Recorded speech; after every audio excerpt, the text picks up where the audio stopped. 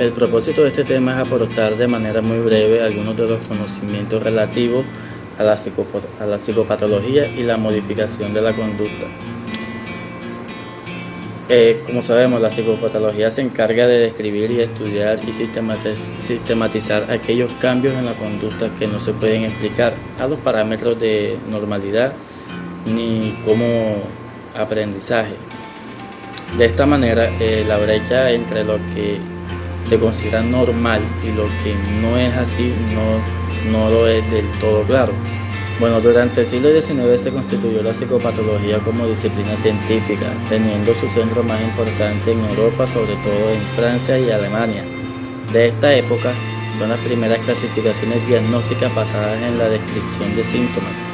Para el psiquiatra e historiador de la ciencia Lanter y Laura, este periodo significó el paso del paradigma de la alineación mental, que consideraba que existía una y única enfermedad mental, la alineación de Pinel, que presentaba 4 entidades mórbidas, que era manía, melancolía, idiotismo y demencia, y que Philip Pinel en 1745 y 1826 atribuía como causa principal los vicios y excesos de todo tipo hacia el paradigma de las enfermedades mentales, con una gran cantidad de cuadros clínicos de origen orgánico y psíquico.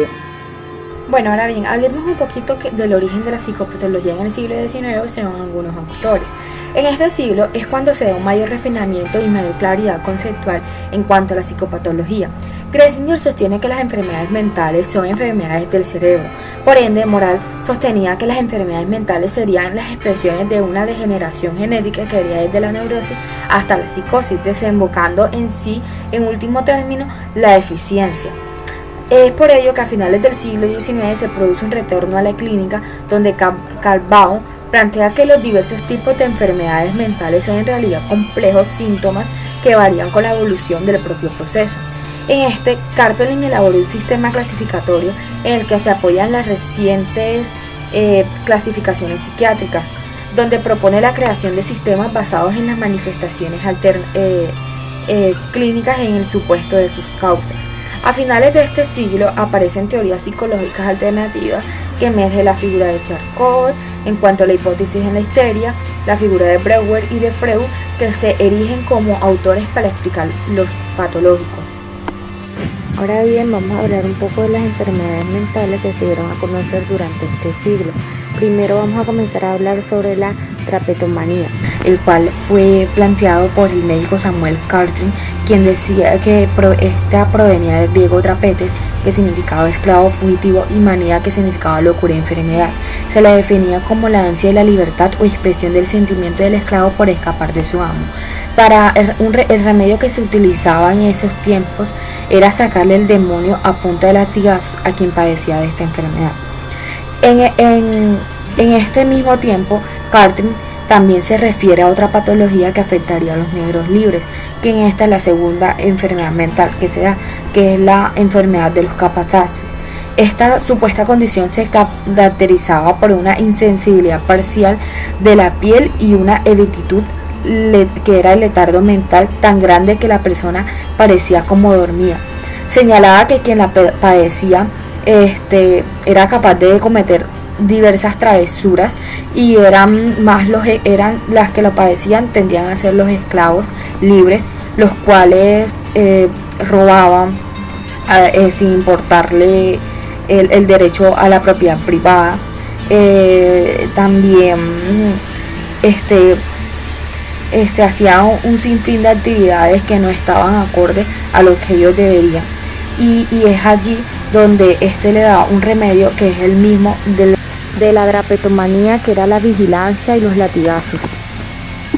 Esta se caracterizaba más por la estupidez mental y la insensibilidad de los nervios inducidos por la enfermedad. Por lo tanto, rompen, desperdician y destruyen todo lo que manejaban, como lo dije anteriormente.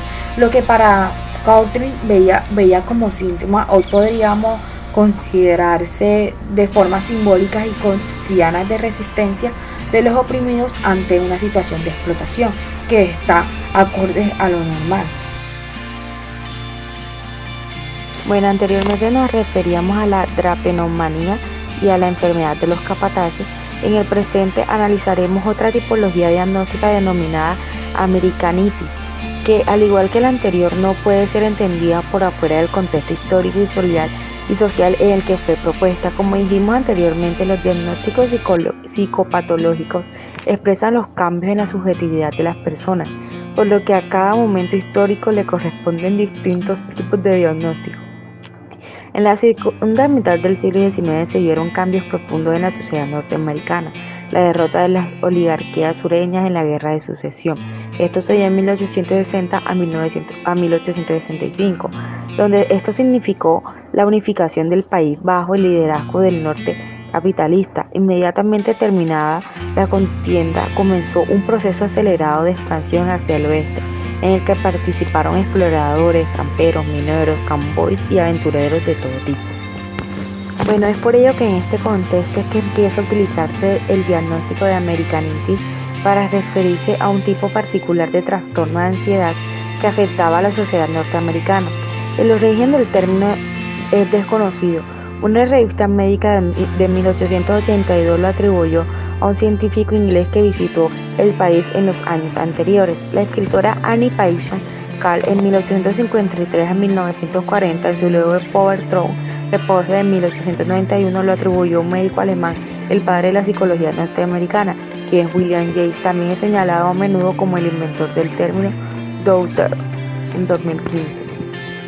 Americanamente, el que terminó por ser legitimado en los círculos médicos y científicos, el psiquiatra William Sanders le definió como el apuro, el ajetreo y el impulso insensato del temperamento norteamericano, que podía provocar hipertensión arterial, endurecimiento en las arterias, ataque cardíaco, neuroticismo y agotamiento, pudiendo llevar a la locura.